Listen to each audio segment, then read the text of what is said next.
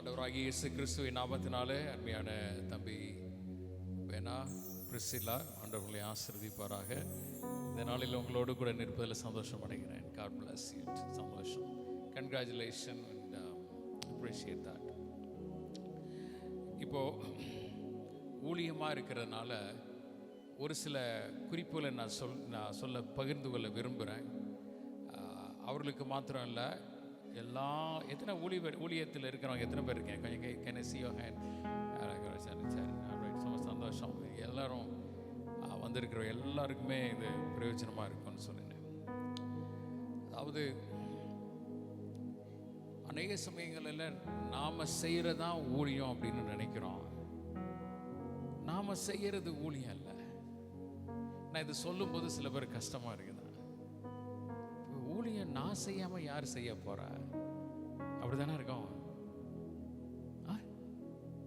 சொல்கிறது அப்படி தானே இருக்கும். Ministry is not what you two.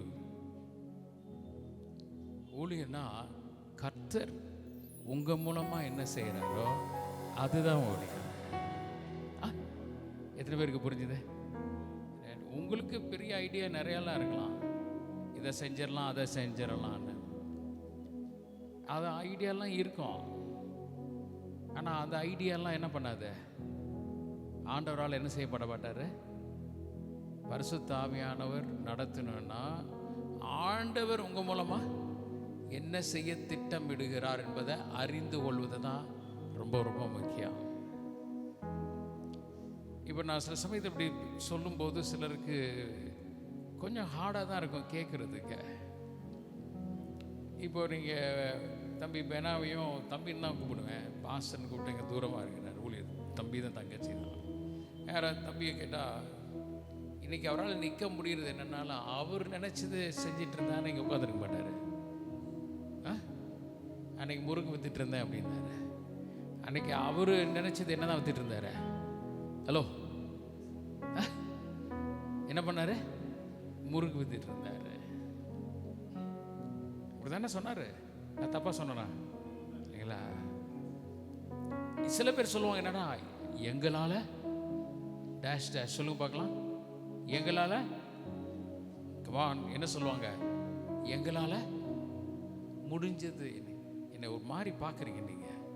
எங்களால் முடிஞ்சது சொல்கிறோம், செய்கிறோம். உங்களால் முடிகிறது செய்கிறது ஊழியம் அல்ல. சில பேர் சொல்லுவாங்க எங்கள் வசதிக்கு தகுந்த மாதிரி ஊழியம் செய்கிறோம், அது ஊழியம் அல்ல.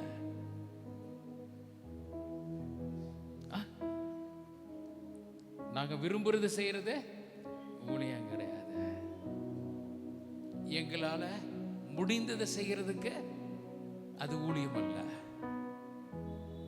எங்கள் வசதிக்கு தகுந்த மாதிரி ஊழியம் செய்கிறது அதுவும் ஊழியம் அல்ல.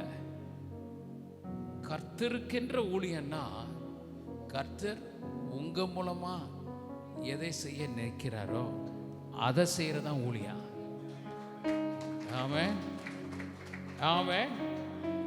You understand? It is what God purposed through you, not what I wanted. அவராத முறுக்கு வித்துட்டு இருந்தார். 80ஆம் வருஷத்துல இதே கோயம்புத்தூர் பட்டத்தில் பிச்சை எடுத்த கை இது. ஹலோ, எட்டால முடிஞ்சது என்ன? பிச்சை எடுத்துட்டு இருந்தேன். அவர் முறுக்கு வித்துட்டு இருந்தாரு. அப்போ எங்களால் முடிஞ்சது என்ன பண்ணோம்? அதான் பண்ணிட்டு இருந்தான். அதனால இங்கே உட்காந்துருக்க அத்தனை பேருக்கு நான் ஆண்டவருடைய வார்த்தை சொல்றேன்னா, ஆண்டவர் நல்லா கவனிங்க. எப்படியெல்லாம் அவர் செய்கிறாரு? முதல்ல அழைக்கிறாரு, விருப்பத்தை கொடுக்குறாரு, வாஞ்சியை கொடுக்குறாரு, தியாகத்தை அந்த தாகத்தை கொடுக்குறாரு.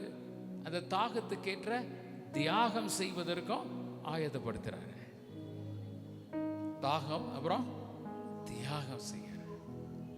ஊழியம் செய்வது, எங்கள் அப்பா இருக்கிறாரு, எங்கள் தாத்தா இருக்கிறாரு, எங்களுக்கு இந்த வசதி இருக்கு, ஏதோ ஒரு ஷெட்டு போட்டு ஊழியத்தை செய்யலான்னு பார்க்குறோம், இதெல்லாம் ஊழியமே கிடையாதுங்க. மறுபடியும் சொல்கிறேன், கர்த்தர் உங்களை கொண்டு என்ன செய்வார் அது எங்கே அறிகிறோம்? இங்கே தான் அறிகிறான். ஆமென். எங்க அறிகிறோம்? இங்கே தான் அறிகிறோம். இதை படித்தா தான் தெரியும். கர்த்தர் உங்களை கொண்டு என்ன செய்வார் என்பது வேதாகமத்தில் தான் இருக்க. ஆமென். இதை விட்டுடக்கூடாது. நிறைய பேருக்கு நமக்கு நிறைய இஷ்டங்கள் இருக்கலாம், நிறைய விருப்பங்கள் இருக்கலாம். No no no no. எல்லாரும் சொல்லுவோம் கர்த்தருடைய ஊழியம். சொல்லுங்க கர்த்தருடைய ஊழியம். நான் கேட்கிறேன், ஆண்டவர் எதற்கு நம்மை அபிஷேகித்திருக்கிறார்? Why God has anointed you, called you not to do your ministry but to do his ministry. ஏன் சொந்த ஊழியத்தை பண்றதுக்காக அல்ல, அவருடைய ஊழியத்தை செய்வதற்கு தான் அழைப்பு. அவருடைய ஊழியத்தை செய்வதற்கு தான் அபிஷேகம்.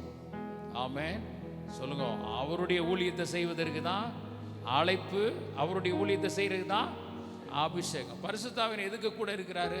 நம்ம ஊழியத்தை கட்டுறதுக்கா? சுத்தமா கிடையாது. அவர் நம்மோடு கூட இருப்பதற்கு, கிறிஸ்துவின் பணியை செய்வதற்கு தான் நாம் அழைக்கப்பட்டிருக்கிறோம், இணைக்கப்பட்டிருக்கிறோம். எதுக்காக? அவருடைய பணியை செய்வதற்கு தான் இணைக்கப்பட்டிருக்கிறோம். அப்போஸ்தலனாகிய பவுல் முதல் பிரயாணத்தை, மிஷனரி பயணத்தை செய்யும் போது அப்போஸ்தலர் 13ஆம் அதிகாரத்தில் 29ஆவது அதிகாரம் எழுத போறாங்களே.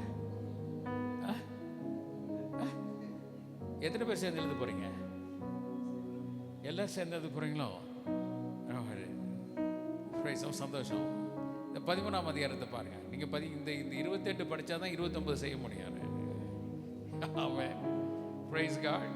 சரி, இந்த 13 பார்த்தா அங்கே ஒரு 5 பேர் இருக்கிறாங்க, ஊழியக்காரங்க, அந்தியோகியா பட்டணத்தில். இப்போ அவர்கள் ஆராதிக்கிறார்கள், தேவனை தொழுது கொள்கிறார்கள். அப்போ பரிசுத்த ஆவியானவர் அவர்களோடு கூட இடைப்படுகிறார். அவர் சொல்றாரு, இங்க 2 பேர் நான் ஏற்கனவே அவங்களை என்ன பண்ணியிருக்கிறேன், அழைச்சிருக்கிறேன். அவர்களை நீங்க என்ன பண்ணுங்க, கொஞ்சம் செப்பரேட் பண்ணி அனுப்புங்க அப்படிங்கிறார்.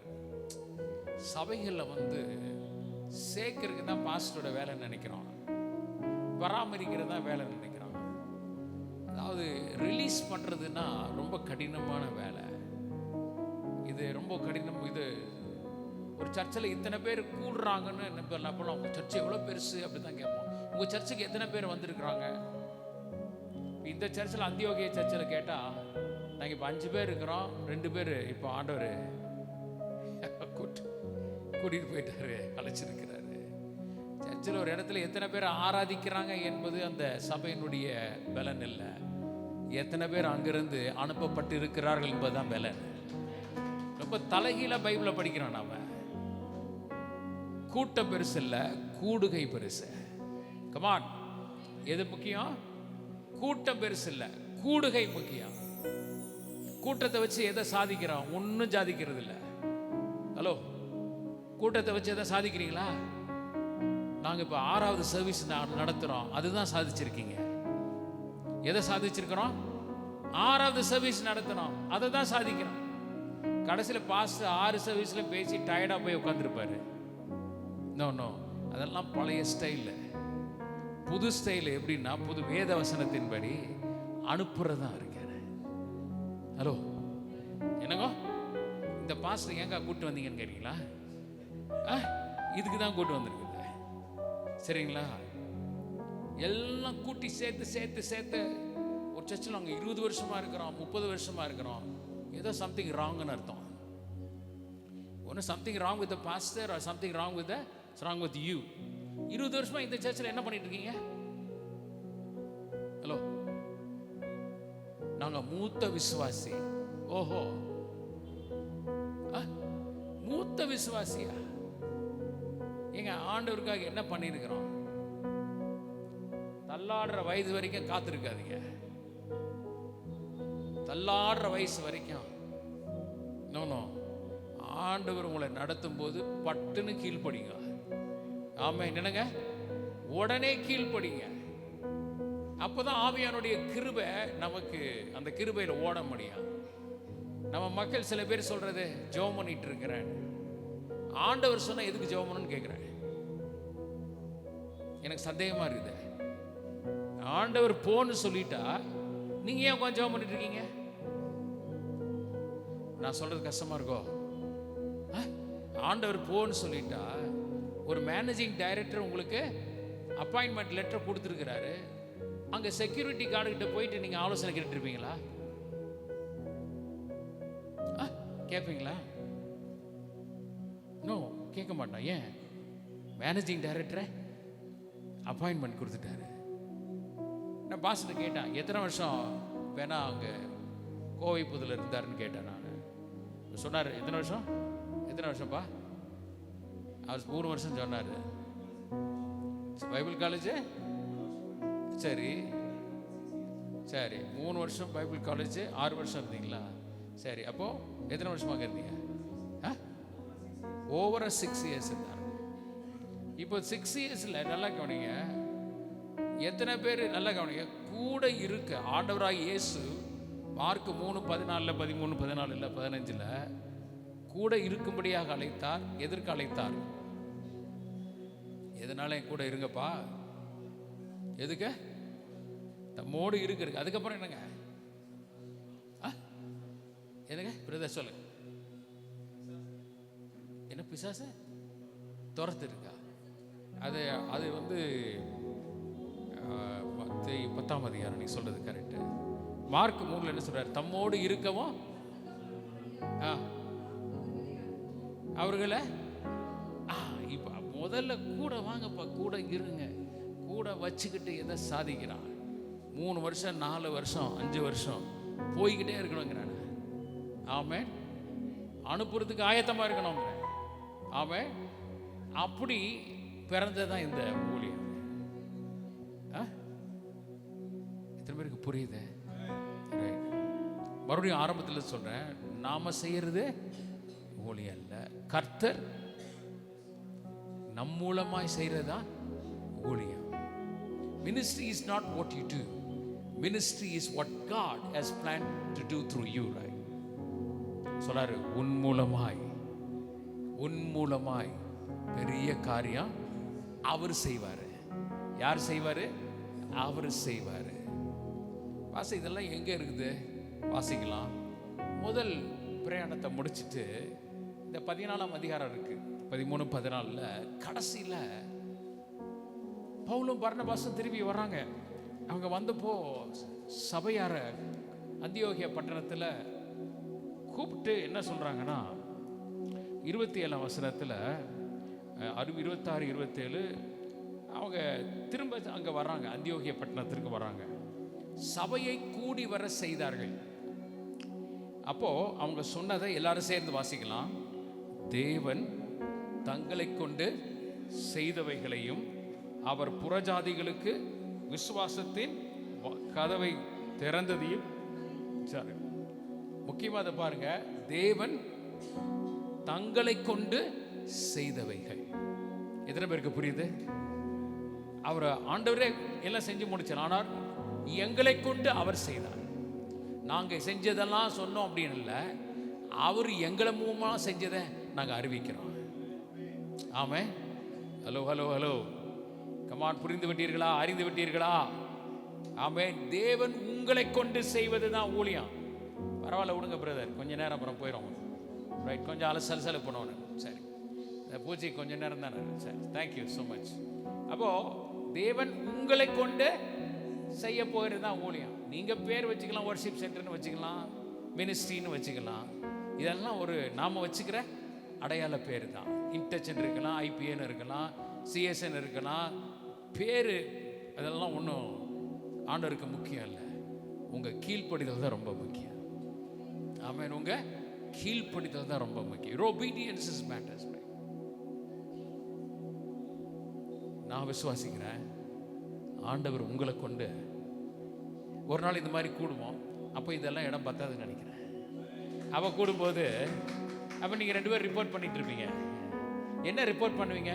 நாங்கள் சாதித்தோம், நாங்கள் முடித்தோம், நாங்கள் செய்து விட்டோம். இல்லை, கர்த்தர் எங்களை கொண்டு செய்தார். ஆமென்.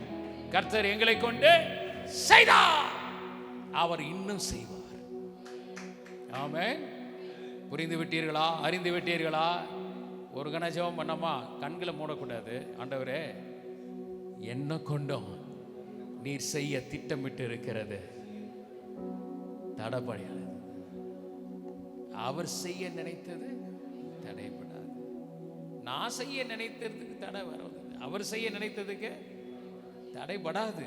தடை எதிர்ப்பு இருக்காதுன்னு சொல்லல, எதிர்ப்புகள் இருக்கும். ஒவ்வொருத்தரும் ஒவ்வொரு மாதிரி பேசுவாங்க. அதெல்லாம் ஒன்றும் பெருசா நினைக்காதீங்க. ஆண்டவர் உங்களை கொண்டு செய்ய நினைத்தது அது மகத்துவமானது. ஆமென். சரி, ஒரு தடவை தான் சொன்னாரா? இல்லை. அடுத்த அதிகாரத்தை நீங்க வந்தீங்கன்னா 15ல் இப்போ இவங்க எருசலேமுக்கு வர்றாங்க. எருசலேமுக்கு வந்தோன்னா புது ஊழியம் எதுங்க? அந்தியோகியா என்ன ஊழியம்? புதிய சபை, ஒரு புதிய ஊழியம், புதிய இடத்துல ஊழியம். எருசலேம் தான் இப்போ எல்லா ஊழியம் நடந்துட்டு இருக்குது இது வரைக்கும். இப்போ எங்க மையமாக நடக்குது? அந்தியோகியாவை கொண்டு நடக்குது. எதுவும் புதுசா நடக்கணும்னா சில பேருக்கு என்ன செய்யணும் புரியாது.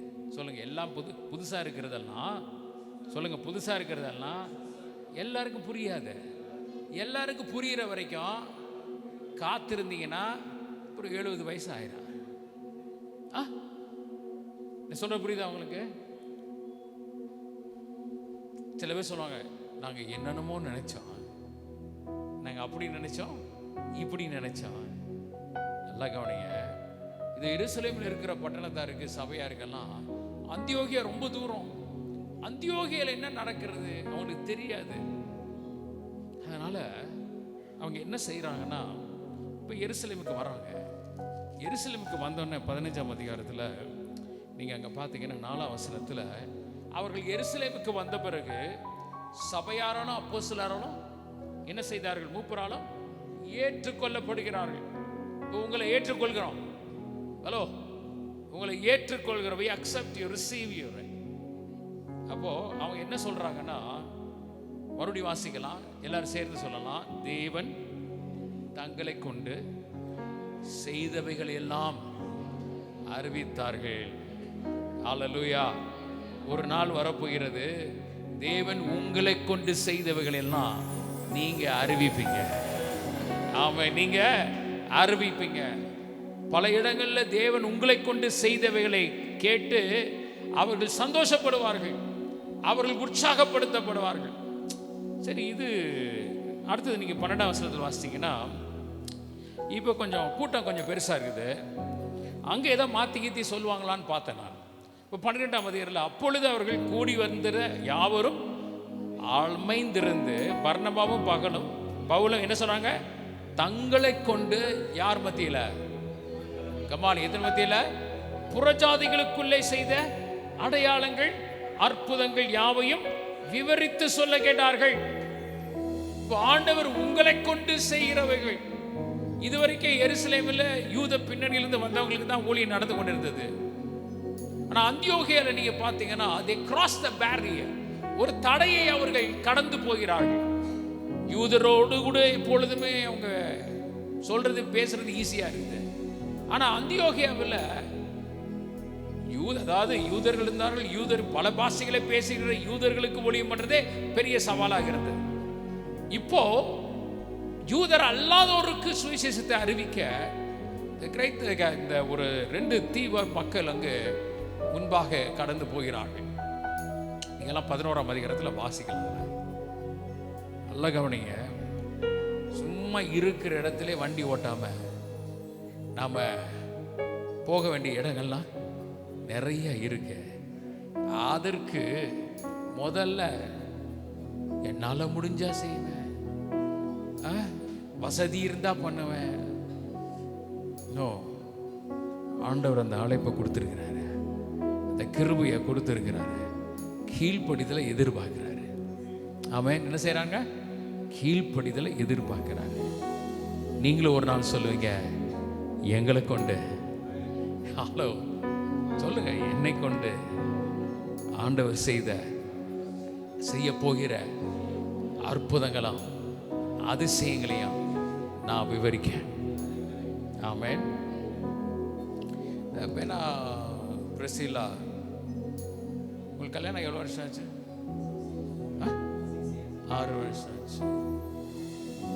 அவங்களுக்கு தெரிஞ்சவங்களுக்கு தெரியும், they went through a lot of challenges. அப்படிதானே? பயங்கரமான சவால். ஏமா அப்படிதானே? தங்கச்சி அக்காவா பாச அப்படிதானே?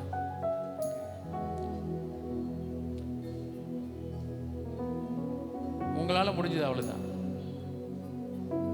ஆண்டவர் உங்களை சேர்த்து இணைத்து பிணைத்து உங்களை பலப்படுத்தி ஸ்திரப்படுத்தி நிலப்படுத்தி, எதற்கு? உங்க மூலமா அவரு ஒரு திட்டம் வச்சிருக்கிறாரு. அற்புதங்களும் அதிசயங்களும் தான் சொல்றேனே. ஒரு நாள்ல எங்களை எல்லாம் கூப்பிடுவீங்க. கூப்பிட்டு தேவன் எங்களை கொண்டு செய்தவங்களை கொஞ்சம் கேளுங்கப்பான்னு கூப்பிட போறீங்க. ஆமென். எத்தனை பேர் விசுவாசிக்கிறோம்? நான் அவனை கேட்குறேன், பாஸ்டர், நான் இதுவரைக்கும் ஏதோ நான் தான் சாதிக்க போறேன்னு நினைச்சேன். இப்போ புதுசா இருக்குதே, அவர் என் மூலமா நான் செய்யறது தடை பண்ணலாம், ஆனால் ஆண்டவர் செய்யறத தடை பண்ண முடியாது. அவனை கேட்குறேன், எத்தனை பேர் இந்த மாலை வேளையில, பாஸ்டர் எனக்கு இந்த ஆசை இருக்கு, வாஞ்சை இருக்கு, ஆண்டவர் என்னையும் பயன்படுத்தணும், என்னையும் பயன்படுத்தணும். எத்தனை பேருக்கு அந்த வாஞ்சை இருக்கு? இருக்கிற இடத்துல எழுந்து நிலுங்க பார்க்கலாம். எனக்கும் அந்த வாஞ்சை இருக்கு. என்ன கொண்டும் ஆமென், என்ன கொண்டும் ஈவன் த்ரூ மீ லார்ட். ஆண்டவரே, என் விருப்பம் அல்ல, என் நினைவின்படியும் அல்ல,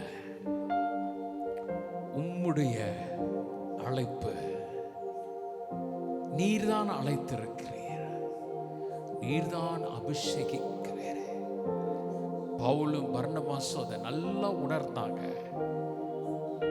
ரிப்போர்ட் பண்ணும்போது சொல்றாங்க, தேவன் அவர்களை கொண்டு செய்தவைகள். இந்த பவுல், பிரிசில்லா, இவர்களை கொண்டு நீர் மகத்துவமான காரியங்கள் செய்வீர் என்பதற்காய் ஸ்தோத்திரம். இங்கே நிற்கிற எல்லா தெய்வ பிள்ளைகளுக்காக நன்றி செலுத்துகிறோம். நீர் அவர்களை கொண்டு, அருமையான சகோதரன் டேவிடா, தேவ், அருமையான சகோதரி, உங்களை கொண்டு ஆண்டவர் சின்ன காரியம் அல்ல, கூப்பிடுறது சின்ன மனுஷனை, செய்யறது பெரிய காரியம். அவர் செய்வார். ஆமென். இயேசுவின் நாமத்தில் கேட்கிறோம் பிதாவே. நமக்காக God bless you.